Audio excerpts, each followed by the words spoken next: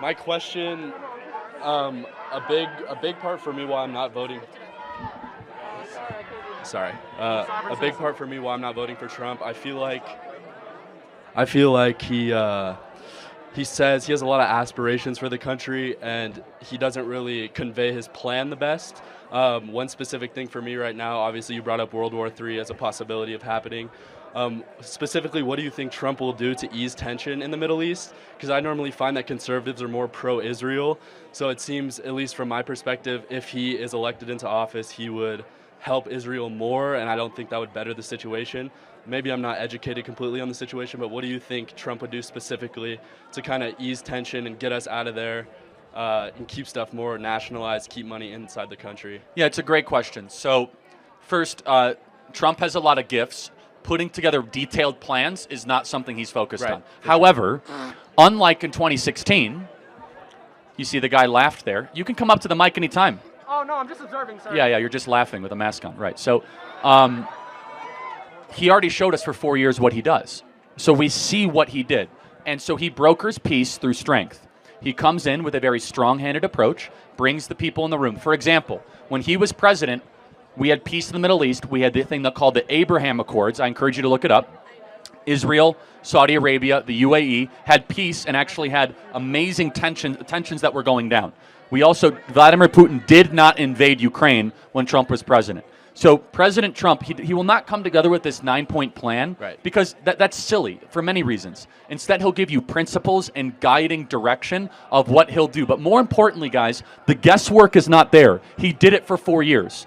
And for 4 years, we had no new wars, a secure border, and everyone was able to own a home if they so choose. If you had an income over $75,000 a year combined with your family, which most Americans do if you combine two-spouse income, and we do not have that now. And so I hear your hesitation. As far as the specifics here, he will bring peace to the Middle East by trying to relax tensions and then also playing offense against Iran, which worked during his 4 years as president. And then also my second question.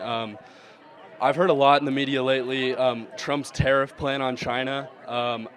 At least from my research, I've seen that would drive consumer prices up in the United States. And I know a big thing and a big talking point for conservatives is obviously driving prices down within the country.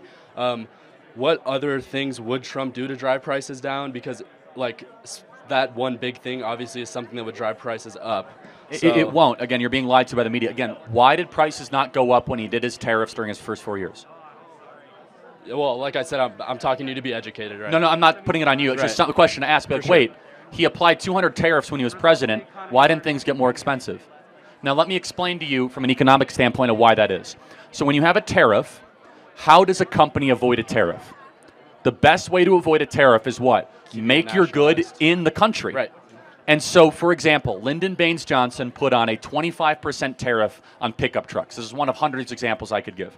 How many of you guys have seen Toyota pickup trucks before? They're very popular.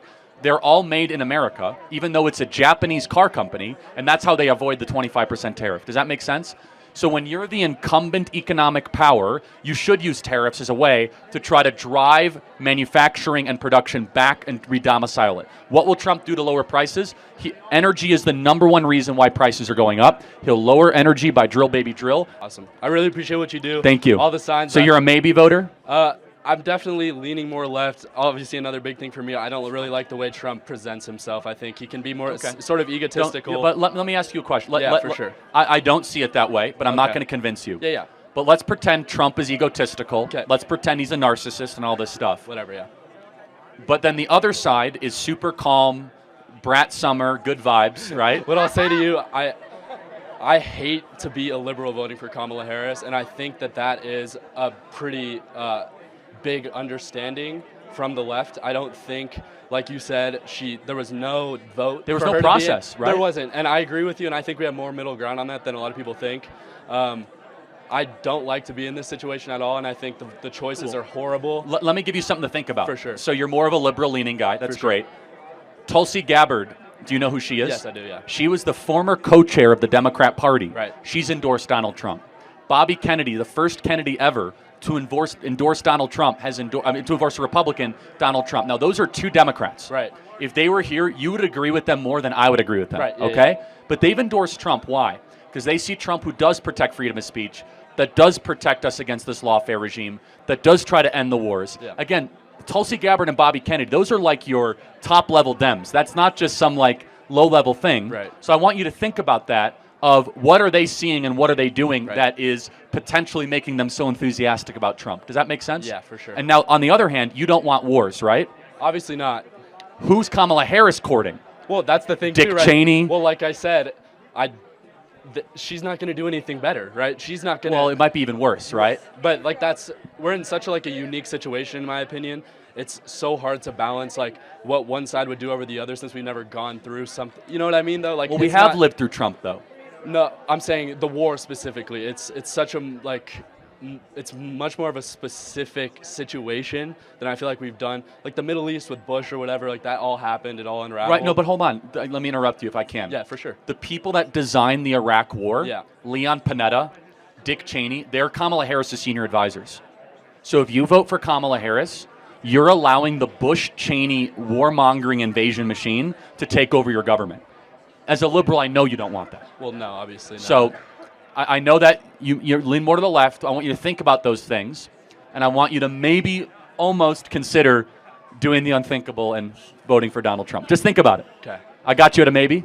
Maybe. All right. God bless you, man. you, Thank you Charlie. very much.